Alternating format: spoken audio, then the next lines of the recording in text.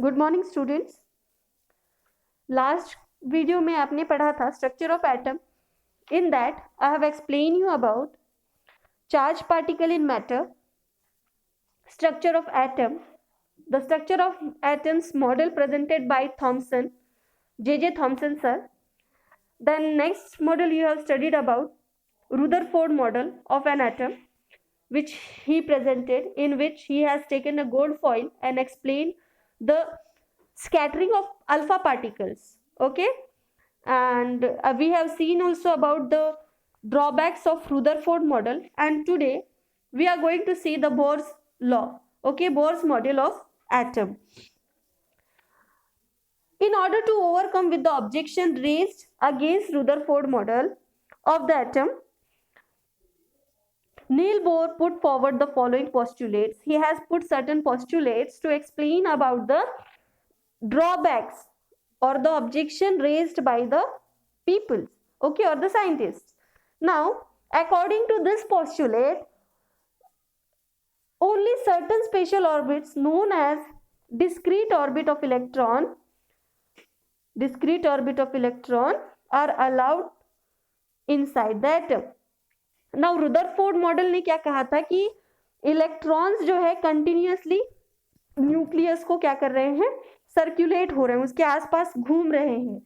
तो इसका मतलब वो क्या कर रहे हैं, एनर्जी इमिट कर रहे हैं. ओके, ऑब्वियसली किसी भी इसको घूमने के लिए क्या लगता है, एनर्जी लगती है. किसी भी इलेक्ट्रॉन को मूव करने के लिए, किसी भी वर्क को करने के लिए we need energy. So according to Rutherford model what was there कि कोई भी इलेक्ट्रॉन जो है अगर रिवॉल्व कर रहा है, if it is revolving, that means it needs energy. कोई भी एटम अगर रिवॉल्व कर रहा है तो उसको एनर्जी लग रही है, और अल्टीमेटली क्या होगा, उसकी एनर्जी खत्म होगी. जैसे पेट्रोल खत्म हो जाता है गाड़ी में तो गाड़ी बंद पड़ जाती है. ओके, तो यहाँ petrol it is acting as a energy for the bike और any vehicle. Okay, in same manner अगर इलेक्ट्रॉन गोल गोल रिवॉल्व कर रहा है कंटिन्यूअसली न्यूक्लियस के, तो उसकी एक टाइम ऐसा आएगा कि उसकी एनर्जी खत्म हो जाएगी और वो बंद पड़ जाएगा या फिर वो न्यूक्लियस में ही गिर जाएगा. ओके, तो इसको एक्सप्लेन करने के लिए बोर्स मॉडल एक्सप्लेन हुआ, और उनके अकॉर्डिंग उन्होंने क्या कहा कि कुछ ऐसे स्पेशल ऑर्बिट्स हैं जो एटम के अंदर प्रेजेंट होते हैं. ओके, और इलेक्ट्रॉन्स इसी में होते हैं. ठीक, and while revolving in discrete orbit the electron do not radiate energy. अब इनका कहना है, बोर्स का, नील बोर का कहना है कि जब इलेक्ट्रॉन इस डिस्क्रीट ऑर्बिट में मूव करते हैं तो वो रेडिएशन मतलब जो एनर्जी है उसको वेस्ट नहीं कर रहे हैं, वो रेडिएट नहीं कर रहे. ओके, तो उन्होंने ये दो पोस्टुलेट्स रखे.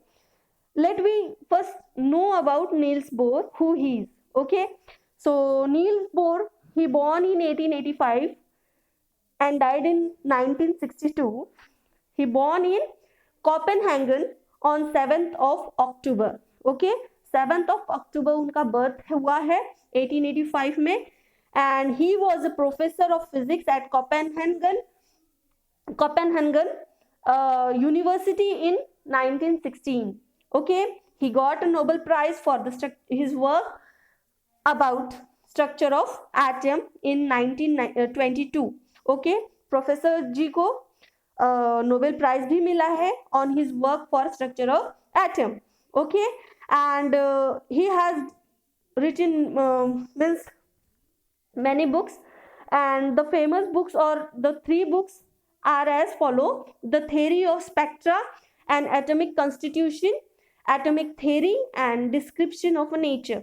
ओके, ये सारी चीजें उन्होंने इस बुक में दी हैं. Now he has explain certain thing according to this. Now see कि उन्होंने क्या कहा कि जो एटम है उसके अंदर कुछ स्पेशल ऑर्बिट्स हैं, और ये जो स्पेशल ऑर्बिट्स के अंदर इलेक्ट्रॉन्स क्या हो रहे हैं, मूव हो रहे हैं. हमने देखा कि इलेक्ट्रॉन एक पर्टिकुलर ऑर्बिट में मूव करता है. ओके, तो ये ऑर्बिट के बारे में उन्होंने बताया है कि ऑर्बिट्स क्या है या फिर शेल्स क्या है, उस ऑर्बिट्स को शेल का है. ओके, तो आज हम अभी इसको देखेंगे. ठीक, now you can see this centre, okay, this black colour, it is a nucleus of atom, मतलब एटम को एक गोल sphere, as a sphere you can say as a ball, एक बॉल समझा गया, और उस बॉल का भी सेंटर एक केंद्र बिंदु है, ओके, तो इसको न्यूक्लियस नाम दिया गया। और इस न्यूक्लियस के अराउंड ही क्या होता है, इलेक्ट्रॉन क्या करते हैं, मूव करते हैं, लेकिन एक पर्टिकुलर ऑर्बिट में मूव करते हैं। तो पर्टिकुलर ऑर्बिट में जब मूव कर रहे हैं तो ये ऑर्बिट कैसे होंगे, जैसे देखो आपने देखा होगा कि एसएसटी या फिर सोशल स्टडीज में, ज्योग्राफी में आपने पढ़ा होगा कि sun is at the centre and all 9 planets, all 8 planets revolve around the sun. In same manner, nucleus is at the center and all other electrons move around the nucleus. Okay, so now what is this? So let's see the orbits. Now अब आप लोग यहाँ पे देख सकते हो, मैं यहाँ दिखा रही हूँ, यहाँ पे कुछ शेल नंबर्स दिए, जैसे न्यूक्लियस के पास से शुरू होता है, जो नजदीक होगा वो के शेल होगा, या फिर उसको N1 ऑर्बिट नंबर 1 नाम है, ओके, उसके बाद वाला जो सेकंड है उसका नाम है L शेल, और उसको N2 नाम दिया गया, एंड सेम ऑन L के बाद M, N3, N shell number 4 है ये, ओके, तो ये क्या है, पूरे ऑर्बिट्स हैं, ठीक है, ये पूरे ऑर्बिट्स हैं। तो इस ऑर्बिट के ही आसपास क्या होता है, इलेक्ट्रॉन इस ऑर्बिट में ही घूमता है, बल्कि ऑर्बिट में घूमेगा, इसके बीच में नहीं घूमेगा, ओके, आप सोचोगे कि ये इलेक्ट्रॉन यहाँ पर घूम रहा है, no, it will be moving like this, okay, तो इस पर्टिकुलर ऑर्बिट के ऊपर ही वो घूमेगा, ओके, इन्होंने कहा। इसके बाद अगला पॉइंट देखते हैं हम, okay,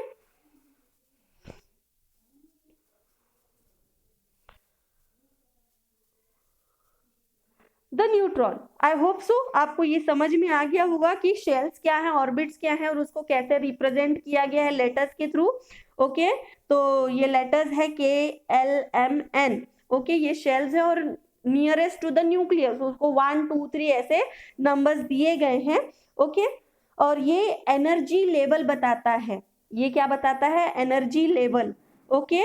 so the next point is neutron. In 1932, J. Chadwick discovered another subatomic particle, and इसका नाम जो दिया गया है उसको नाम दिया गया neutron. It had no charge and mass it was nearly equal to the proton. Okay, जो न्यूट्रॉन जे चैडविक ने डिस्कवर किया, इसका जो चार्ज था, इसमें कोई चार्ज नहीं था, और इसका जो मास था यानी कि weight, it was equal to the proton, okay, and the new it is present in the nucleus of atom. Neutron कहाँ प्रेजेंट होता है, तो nucleus of the atom, okay, atom के न्यूक्लियस में क्या प्रेजेंट होता है, न्यूट्रॉन प्रेजेंट होता है, और उसको N, okay, it is denoted by letter N, letter N से इसको डिनोट किया जाता है, एंड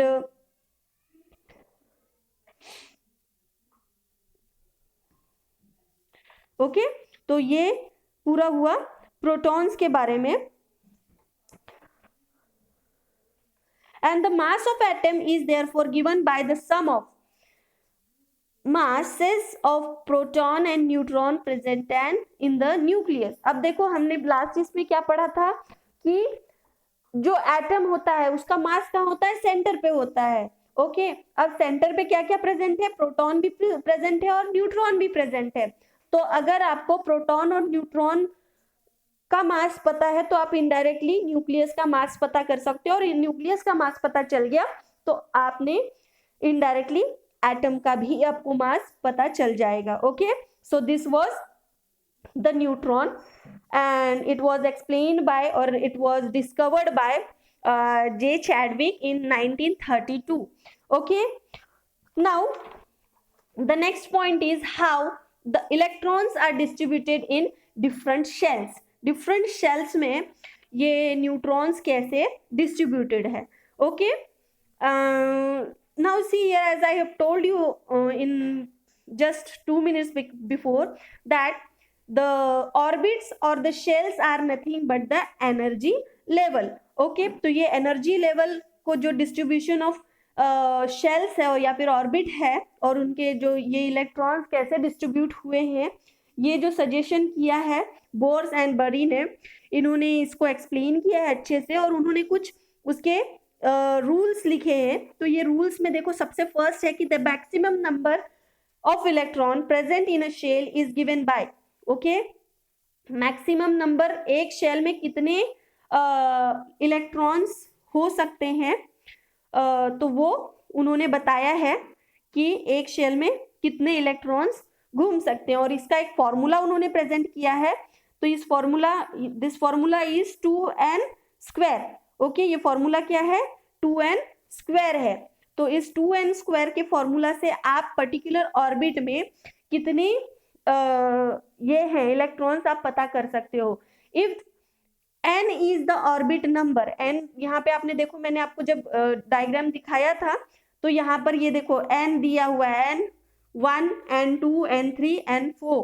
ओके, तो n किसको रिप्रेजेंट कर रहा है, नंबर ऑफ ऑर्बिट की वो कौन से ऑर्बिट में इलेक्ट्रॉन है, तो 2n। Okay, then here you can see, यहाँ पे उन्होंने ट्राई किया है एक्सप्लेन करने का, here they have tried to explain 2 from the formula they have taken ये 2, n is equal to number of shell और number of orbit. That means अगर ये फर्स्ट ऑर्बिट में से है, n नंबर 1 है, तो यहाँ पे 1 का स्क्वायर लिया है, दैट मीन्स 2 इंटू 1 का स्क्वायर इज 1, तो 2 1 जा 2, यानी कि फर्स्ट ऑर्बिट में कितने इलेक्ट्रॉन्स हो सकते हैं, ओनली 2 इलेक्ट्रॉन्स हो सकते हैं। नाउ सेकेंड ऑर्बिट और एल शेल क्या कहता है कि फॉर्मूला जैसे कि 2n स्क्वायर है, ओके, 2n स्क्वायर है, तो इसमें से 2 हमने लिया जो फॉर्मूला का है, n is equal to number of orbit हमने अगर 2 लिया है, n is equal to 2, okay, तो यह 2 और यहाँ पे n का स्क्वायर मतलब 2 का स्क्वायर लेना है, तो इज इक्वल टू क्या हुआ, 2 2 जा 4, 2 का स्क्वायर है 4 एक्चुअली। ओके, तो 4 और 4 2 जा 8, यानी कि हमारे सेकेंड ऑर्बिट में कितना नंबर आएगा, 8। तो अकॉर्डिंगली एंड सो ऑन आप अपने हर एक शेल का डिजिट इसी टाइप से निकाल सकते हो। Okay, now the very most and foremost thing is that कि किसी भी ऑर्बिट में, ओके, तो जो इलेक्ट्रॉन किसी भी सबसे आउटर मोस्ट ऑर्बिट का जो है उसका मैक्सिमम नंबर जो है 8 है, मतलब जो आउटर मोस्ट ऑर्बिट रहेगा उसका नंबर क्या आएगा, 8 आएगा। तो आपको मतलब उसको उस अकॉर्डिंग डिवाइड करना है, ठीक है।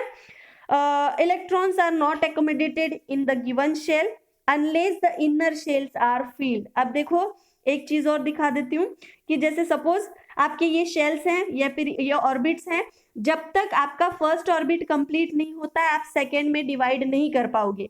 ओके, तो आपको उस अकॉर्डिंग फर्स्ट शेल में 2, तो दूसरे शेल में 8, तीसरे शेल में आपको अकॉर्डिंगली देखो यहाँ पे दिया हुआ है, तीसरे शेल में 18 और थर्ड शेल में फोर्थ शेल में 32 इलेक्ट्रॉन्स आ सकते हैं। तो जब तक आपका फर्स्ट शेल कंप्लीट नहीं होता है, जब तक आपका फर्स्ट शेल पूरी तरह से फील नहीं होता, यानी कि यहाँ के 2 इलेक्ट्रॉन्स 2 आने चाहिए, यहाँ पे अगर 4 है तो यहाँ पे 4 इलेक्ट्रॉन्स आने चाहिए।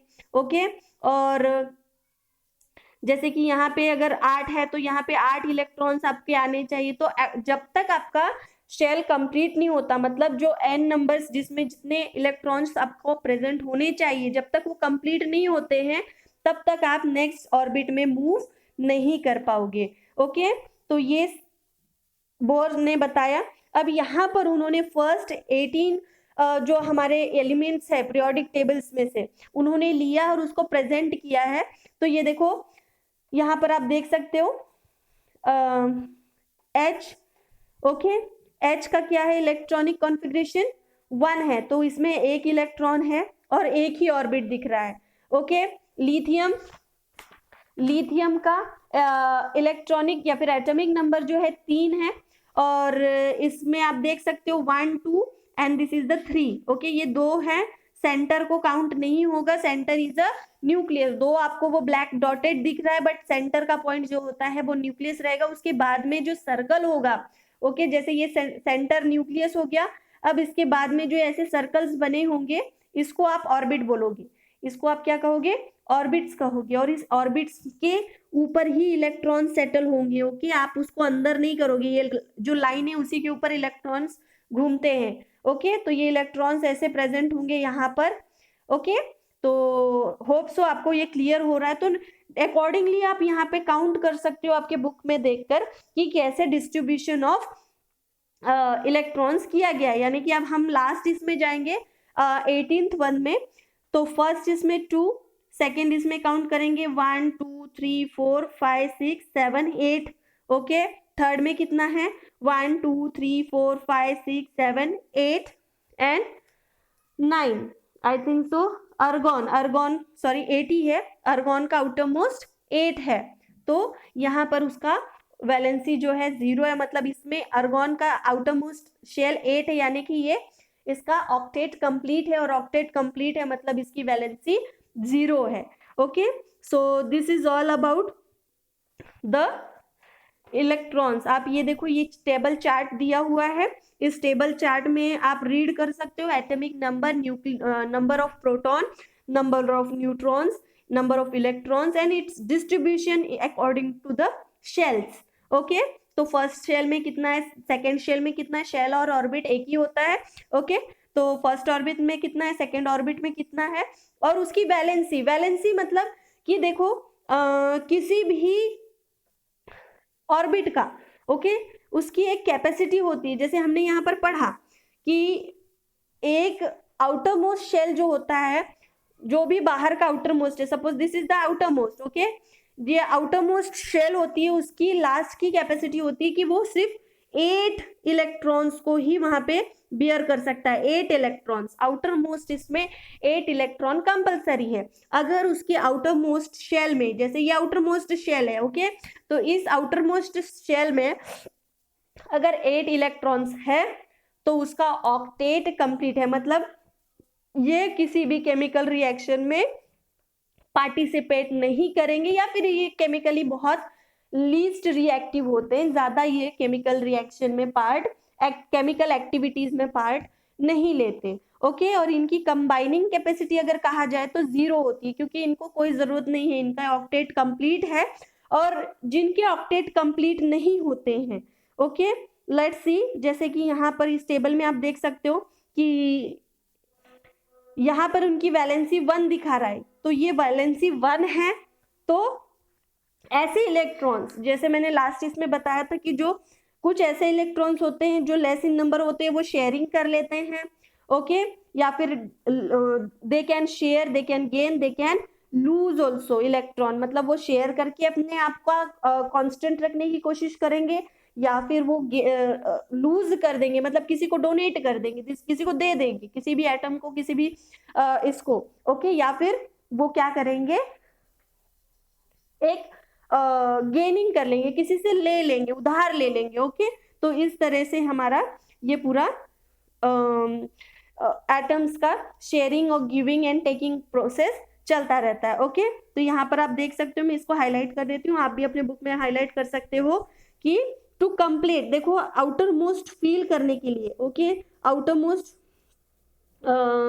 शेल को कंप्लीट करने के लिए 8 इलेक्ट्रॉन्स की जरूरत होती है, और इस 8 इलेक्ट्रॉन को हम ऑक्टेट कहते हैं। ओके, इसको क्या कहेंगे, हम ऑक्टेट कहेंगे, ऑक्टेट कंप्लीट करना। ओके, अगर कोई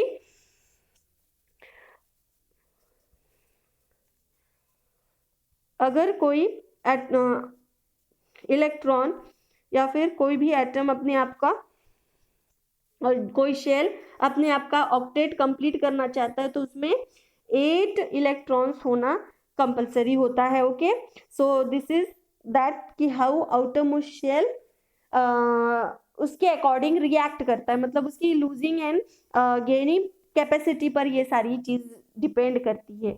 ओके, तो आई होप सो आपको इतना पॉइंट क्लियर हो गया होगा। अब नेक्स्ट पॉइंट हम देखेंगे valence, atomic number and masses.